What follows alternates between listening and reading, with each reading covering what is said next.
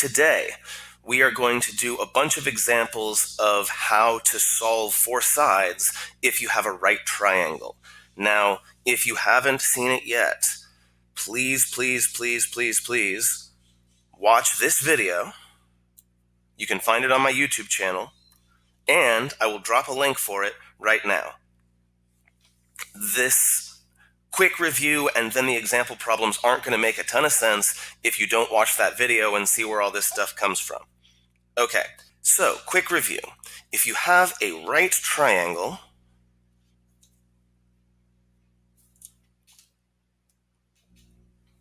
and you have an angle of, I've been using A degrees, but the letter doesn't really matter, right? What we are going to do is we are going to split this triangle up into the opposite side, opposite of that angle A,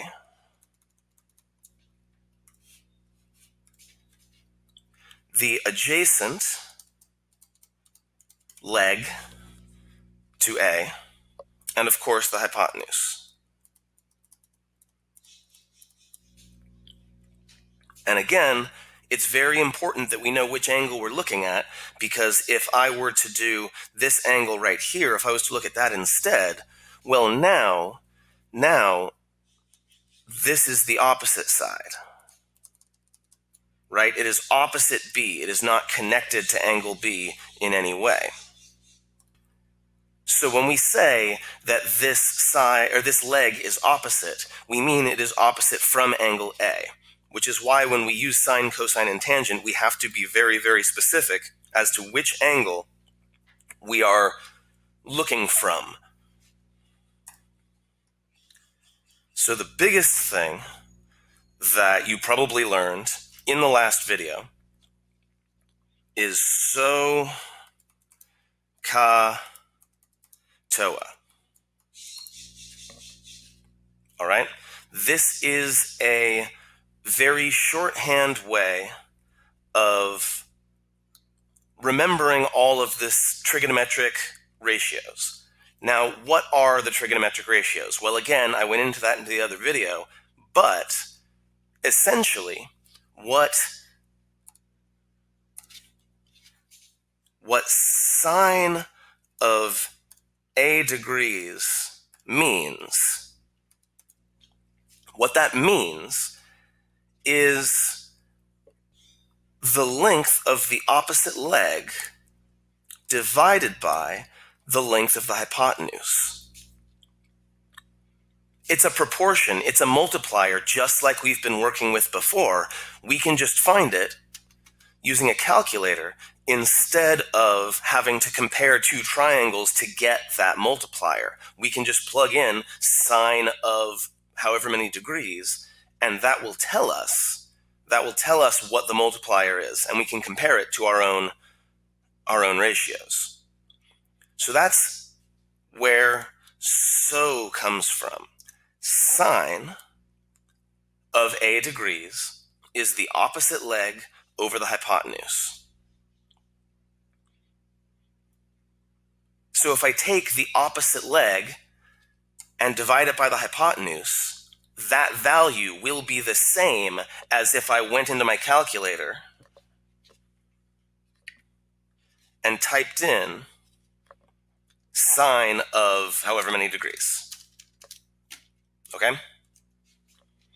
So where does the CAH, C-A-H, come from? Well, that's cosine. And again, that's pronounced cosine, not cos. Cosine of A degrees and AH, CAH, C-A-H. Cosine is adjacent over the hypotenuse. C cosine is A adjacent over H hypotenuse, CAH. So that's where the CAH comes from in SOH CAH TOA. I swear, I'm going to start coming up with a jingle for SOH CAH TOA just to make sure that you keep it in your brain. If it was up to me, every single one of you, especially since you're in quarantine, would write down on your hand SOH CAH TOA. Write it down on your hand, have it with you all the time, because it's going to be insanely useful over the next few weeks. So I think you see where this is going. TOA, the T stands for tangent. Again, tangent of A degrees. You cannot have sine, cosine, or tangent without it being attached to some sort of angle. And that is the opposite leg over the adjacent leg. T tangent is O opposite over A adjacent, TOA.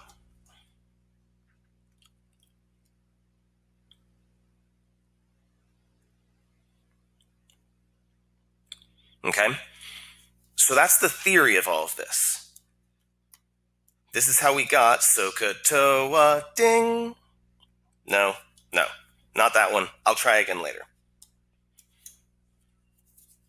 If you don't have this in your notes, you should have this in your notes. But you should already have it in your notes because every single one of you watched this video, right? Right. Okay, moving on. Let's actually try some of these problems, okay? And don't worry, I will be writing SOH CAH TOA in front of every single problem. There is no way we're going to forget, all right? So I'm going to zoom in on this problem. We're looking to find the missing side x, that's that one right here. And we are given this bottom side 10. And we also know that this is a 27-degree angle. Fantastic. Now, for this first problem, I am going to write down step by step the process for solving these. It's going to take a bit longer, but when I'm done, the other problems should go much more quickly. So you should have your notes out. You should have your notes out. You should have your notes out. Okay, here we go. All right, step one, write down what you have, write down what you need. We are looking at this 27-degree angle. This is our sort of reference point, all right? So what we have, well, we've got this 10 here. That 10, which leg is that? It's clearly not the hypotenuse. Is it the adjacent leg or is it the opposite leg? Well, adjacent means next to, and as you can see, this side actually is one of the two sides that makes that 27-degree angle, right? That side is part of the 27-degree angle, so we're going to call it the adjacent side. What are we looking for?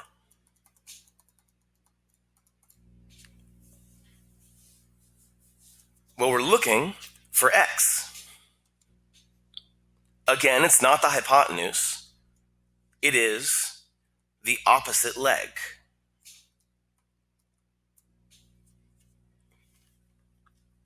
We can tell it's a leg and not the hypotenuse because the hypotenuse is always across from the 90-degree angle. It's also the largest side. So that makes it either the adjacent leg or the opposite leg. Well, we've got the adjacent leg, that's 10, and we need the opposite leg, that's x. So that's step one. Step two is to figure out which ratio to use. And this is where SOH CAH TOA, you can count on us. No, I'll probably get sued for that one. This is where SOH CAH TOA comes in. This is where it comes in every time. And I'm going to put a box around it because you're going to see it a lot. All right? Which ratio do I use? Well, I've got, let's change colors here. We've got the adjacent leg. We need the opposite leg. We don't really need anything to do with the hypotenuse. We don't really have any information on the hypotenuse, and we don't really care to find out about the hypotenuse. So any ratio that involves the hypotenuse doesn't help us. So sine isn't going to help us because it's got the hypotenuse in there. Cosine isn't going to help us because it's got the hypotenuse in there. So we're going to use tangent, TOA. Step 3 is to set the ratios equal the same as we've been doing since the beginning of similar triangles. It's just that instead of having to find two separate ratios, you only have to find one on the diagram, the other one you get from a calculator. So in this case, we've got tangent of 27 degrees. That is the ratio, that is the multiplier between the large and small leg of this triangle. We normally find that by dividing some other two sides. In this case, we're going to use the calculator. And that is going to be equal to the ratio, again, of the opposite leg divided by the adjacent leg.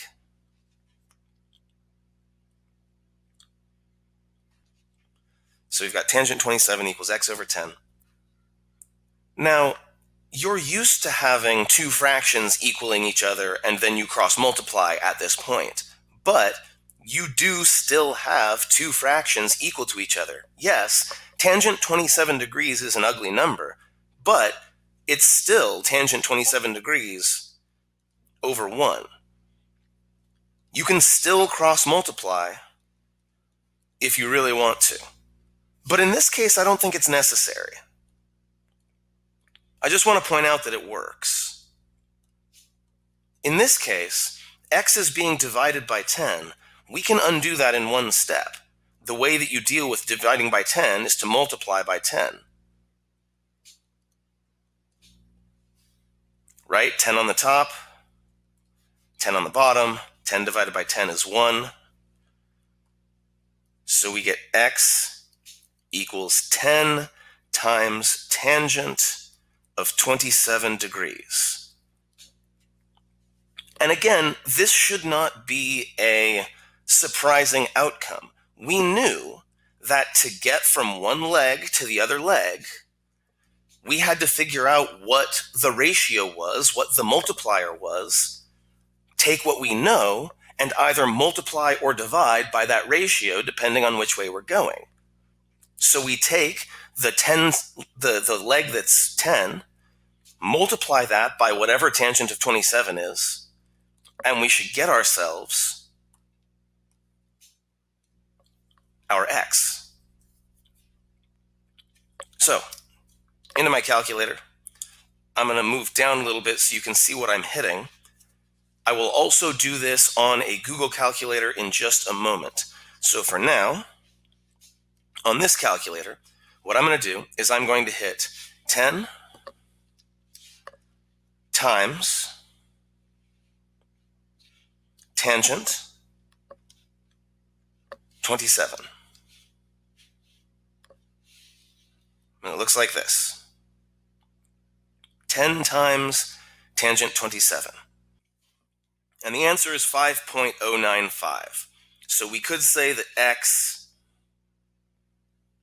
and the answer is 5.095. So we can say that x is approximately equal to 5.10.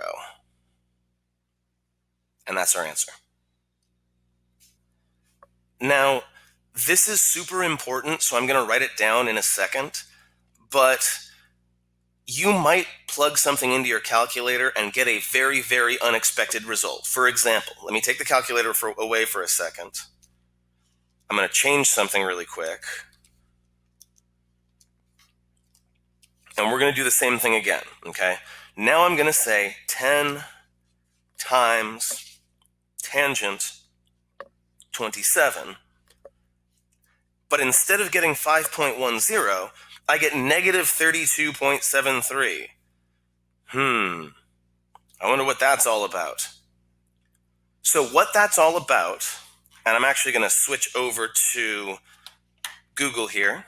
By the way, you can get a calculator in Google literally by just typing calculator into Google.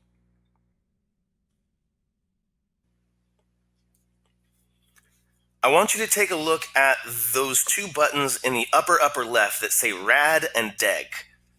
Okay, rad and deg. Just like there are different measures for length, there's feet and there's meters and there's miles. For angle measure, there are actually two different units that we use to measure angles. The only one you've been exposed to so far is degrees, deg, but there is another one that you will be learning about either later on this year or next year called radians, which are actually much more useful overall in math than degrees. So you have to make sure, just like if you were making a calculation in feet or meters, you would have to make sure that you had the right units. You have to make sure your calculator has the right units. So you can switch back and forth. Degrees, radians, degrees, radians, degrees, radians.